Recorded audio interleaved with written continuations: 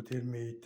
878 Вызываемый абонент не 661 отвечает. Вы можете оставить голосовое сообщение 661 после... 46 86 екен. Жаңа ат қою рәсіміне деп звондаған таңертең 8:30-да.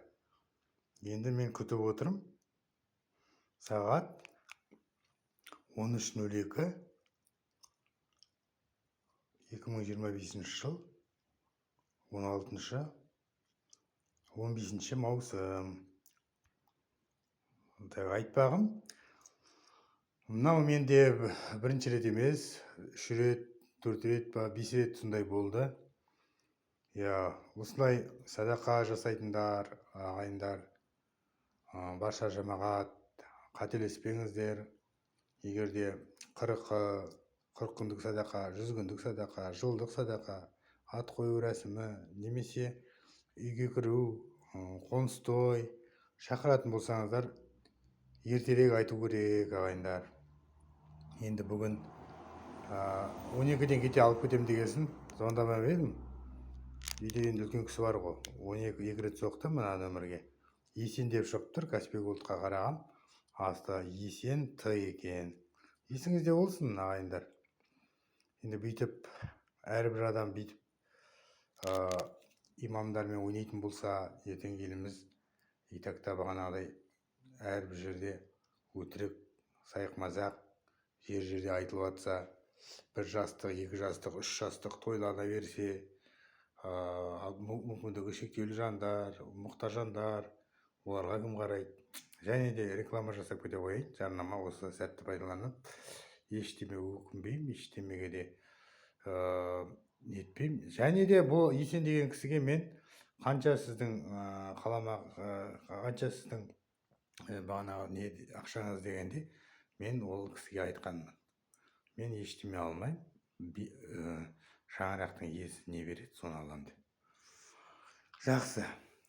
Әжетхана, жер стол, душ сатылады, ағайындар. Еліміз аман, жұртымыз тыныш болсын.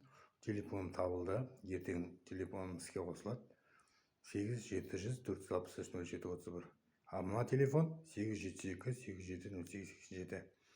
Егер де бір жағдайларыңыз жоқ болып, мал шалайын деп жатсаңыздар, мал шалып, ондайға ақша алынбайды, ағайындар.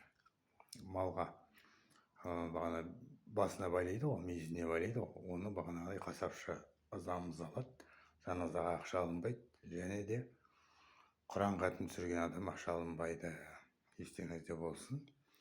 Ал енді Алла разылығы үшін Құран оқу тегін, тек қана мына қызметіне, сол таңғы 7-ден кешке 4-ке дейін отырған есебіне еңбегін қотып берсе, иесі оны орамалын аламыз. Орамалына ақша орап та береді, түйіп береді. Оны алуға рұқсат етілген.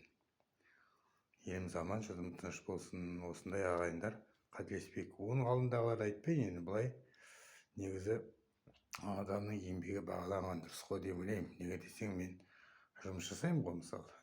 1 сағаттың уақыты мына жерге кетіп қалды уже. Жуындым, шайындым деген сияқты. Енді қайтып жұмысымды жасаймын. Менде әжетхана 25.000 теңге төлеп, келесі айда төлейтін етіп, сондай жасап жатырмын. Жер столда солай. Ал басқа мангал, ошақ, жәрнек, олар ақшалай төленеді. Каскілеп беретін болсам 60.000 теңге, ағайындар. 30.000 қазір бересіз, 30.000 сосын. Неге десең, менде қазір материал бітті. Рахмет, сау болыңыздар.